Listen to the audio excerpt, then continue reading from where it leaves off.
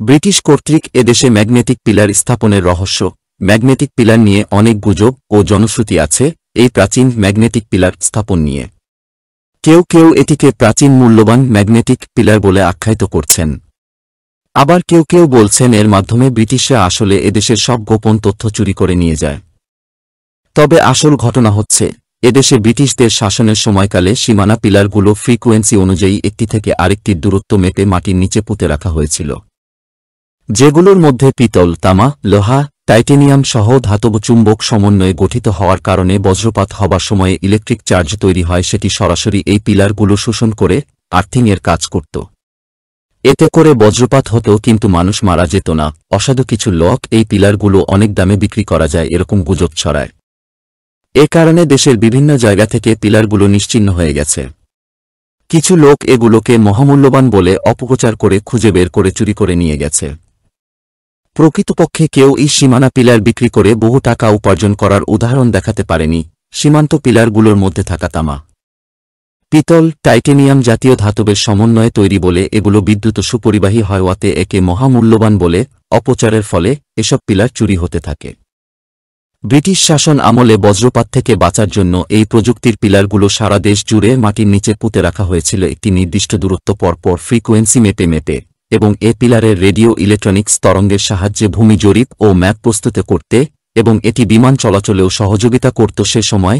এখন যেমন মোবাইল ফোনে টাওয়ার বসানোর সময় একটা থেকে আরেকটার দূরত্ব আর ফ্রিকোয়েন্সি মেপে ম্যাপ করে বসানো হয়। আগেকার আমলে বজ্রপাতে নিহত হবার সংখ্যা ছিল অনেক কম, যেটি এখন এতটা বেড়ে গেছে যে মানুষ রীতিমতো চিন্তায় পড়ে গেছে।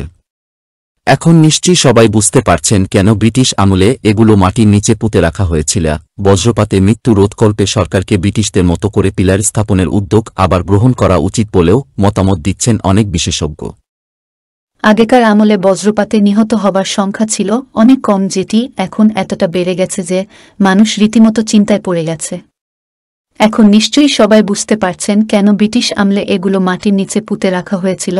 বজ্রপাতে মৃত্যু রোধকল্পে সরকারকে ব্রিটিশদের মতো করে পিলার স্থাপনের উদ্যোগ আবার গ্রহণ করা উচিত বলেও মতামত দিচ্ছেন অনেক বিশেষজ্ঞ, যেগুলি জিওডেটিক নির্ধারণ পয়েন্ট হিসেবে কাজ করত। ন্যাভিগেশন এবং ট্রায়াঙ্গুলেশন, জাহাজ চলাচল এবং স্থলভাগের সঠিক অবস্থান নির্ধারণের জন্য ট্রায়াঙ্গুলেশন পদ্ধতি ব্যবহৃত হতো। ম্যাগনেটিক পিলারগুলো এক্ষেত্রে নির্দিষ্ট ট্রায়াঙ্গুলেশন পয়েন্ট হিসেবে কাজ করত।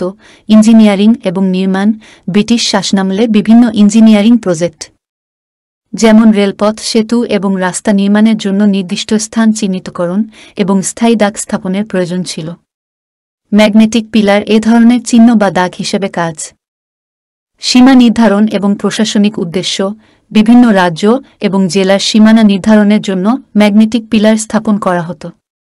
এর ফলে ব্রিটিশ প্রশাসন সহজে সীমানা চিহ্নিত করতে পারত। এই তত্ত্বগুলির পাশাপাশি বিভিন্ন কিংবদন্তি এবং গুজবও প্রচলিত আছে। তবে ম্যাগনেটিক পিলারের প্রকৃত উদ্দেশ্য এবং গুরুত্ব সম্পর্কে নিশ্চিত হতে ঐতিহাসিক তথ্য প্রমাণ প্রয়োজন। আপনি যদি এই বিষয়ে আরও বিশদ জানতে চান তবে ঐতিহাসিক নথি এবং গবেষণামূলক বইপত্র অধ্যয়ন করতে পারেন।